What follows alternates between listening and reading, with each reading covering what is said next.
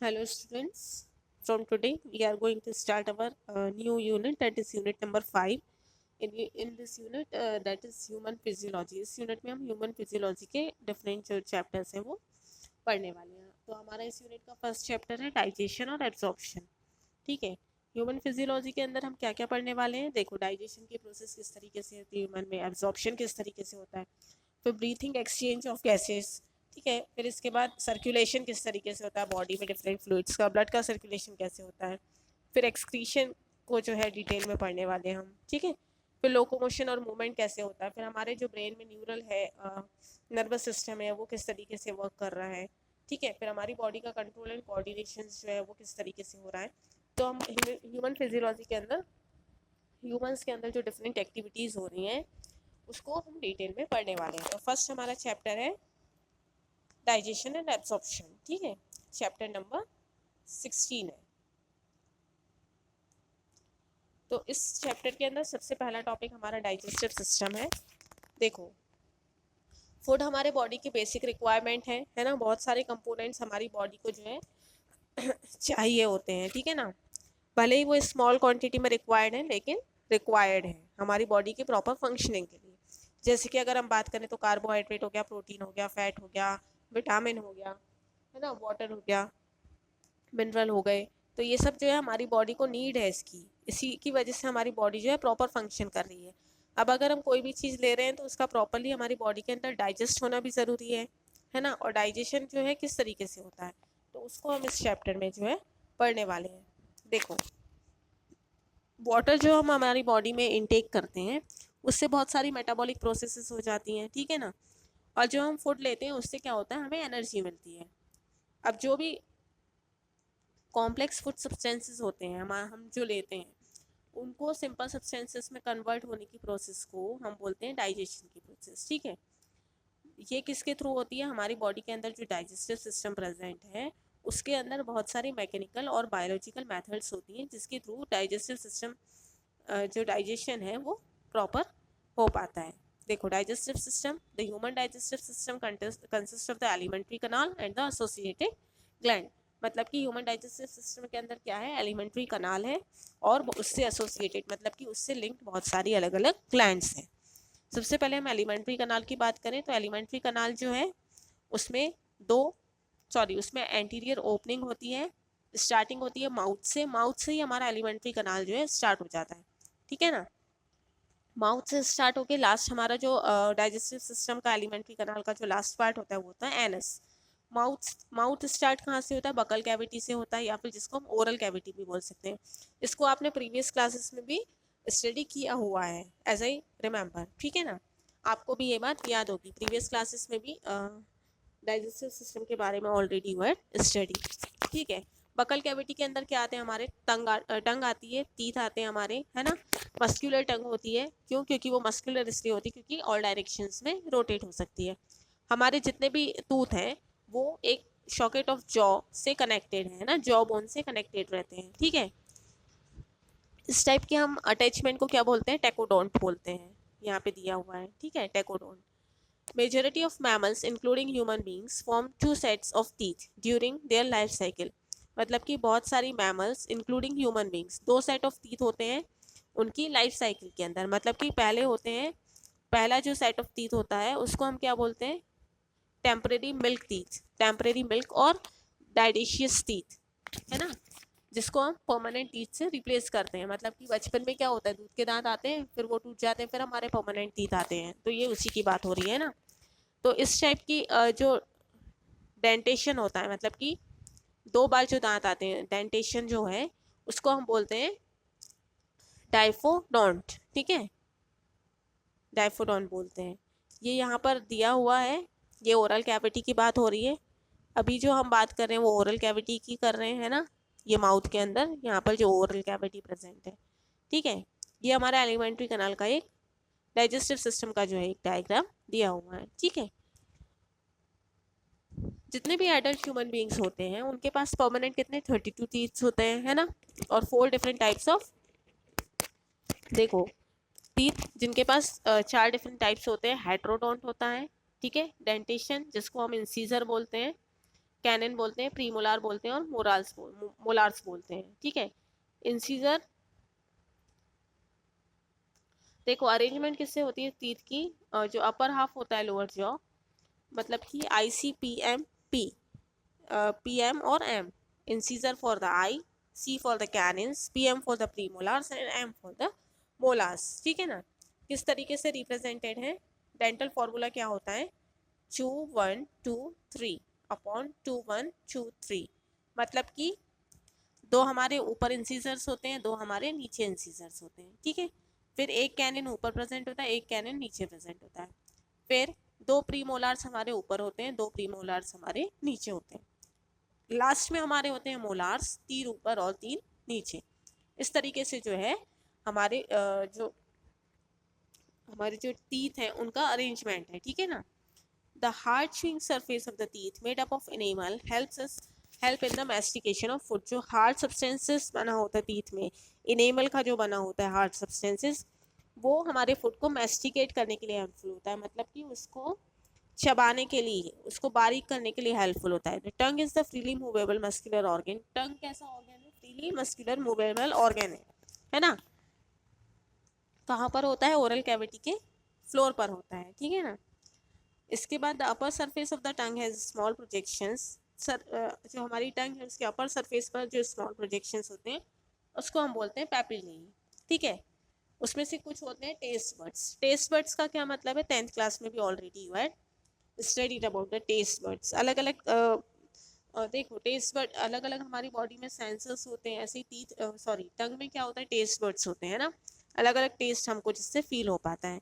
जो oral cavity होती है वो कहाँ पर जाती है, ओरल कैविटी के बाद कौन सा पार्ट आता है, शॉर्ट फिनेक्स आता है, ठीक है ना, जिसको हम कॉमन पैसेज ऑफ फूड और एयर बोलते हैं, ठीक है। ये देखो ये डायग्राम है, ठीक है। ये देखो ओरल कैविटी के बाद क्या आया, फिरनेक्स आया, ये ओरल कैविटी, इसके बाद ये फिरनेक्स, ठीक है। इसके बाद आ रहा है ईसोफेगस। तो देखो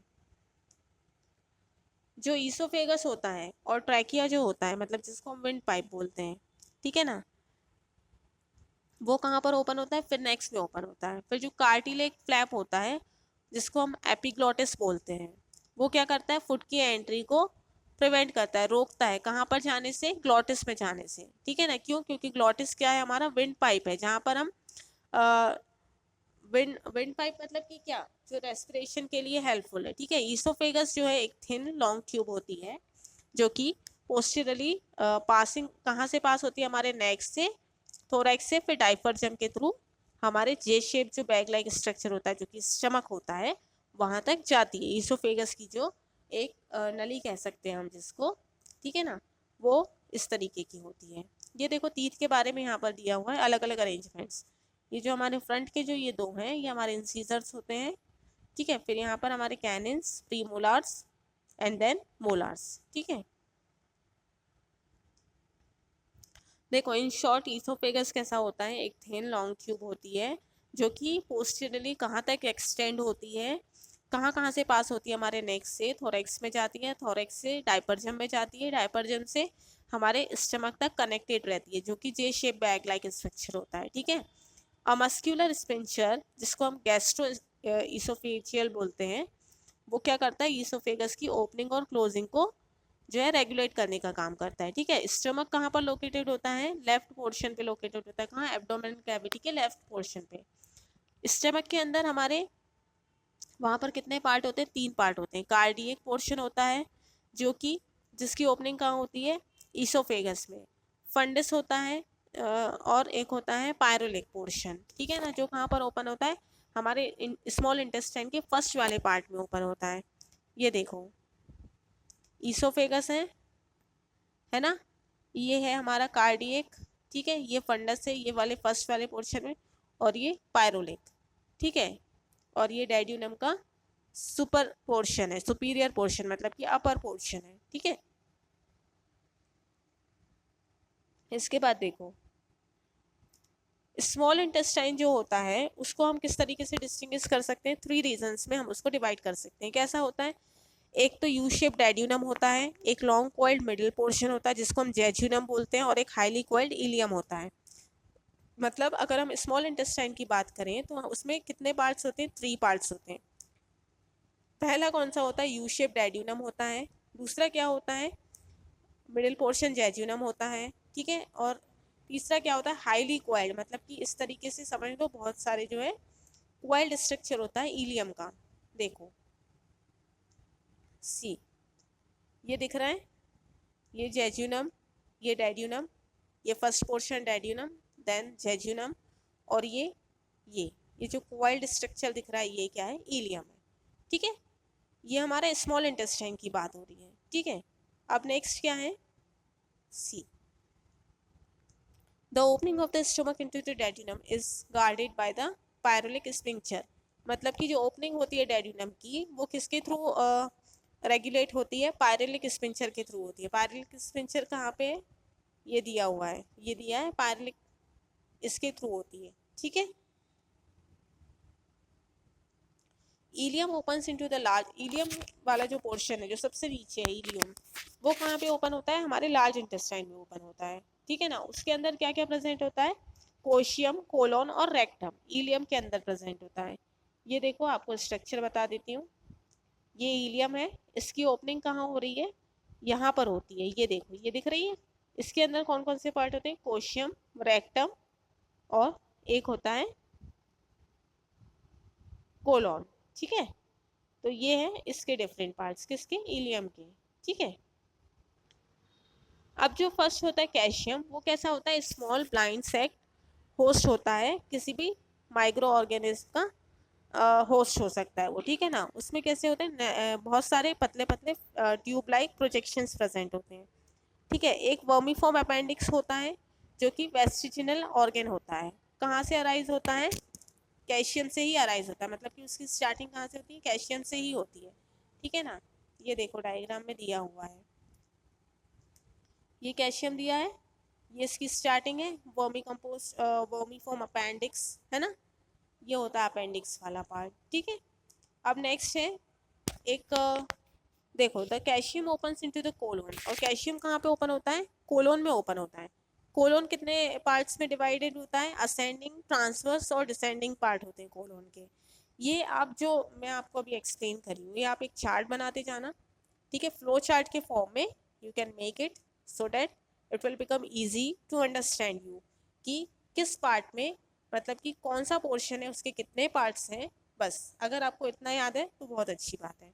कहाँ ओपन होते हैं ये आपको अगर नहीं भी समझ आ रहा है तो इट्स ओके, बट कौन से पोर्शन के अंदर कितने अलग अलग पार्ट्स हैं, कितने डिविजन्स हैं, ये आपको पता होना चाहिए, ठीक है। जो एलिमेंट्री कैनाल की वॉल होती है वो ईसोफेगस से रेक्टम की 4 लेयर्स को बनाती है, ठीक है ना। सेरोसा, मस्कुलरिस, सब म्यूकोसा और म्यूकोसा लेयर होती है। ये देखो हमारे नेक्स्ट फिगर में दिया हुआ है, ये ईसोफेगस का जो ट्रांसवर्स सेक्शन होता है गट का वो दिया हुआ है, इसकी 4 लेयर्स हैं, ठीक है। ये माइक्रोस्कोपिक व्यू है, ठीक है।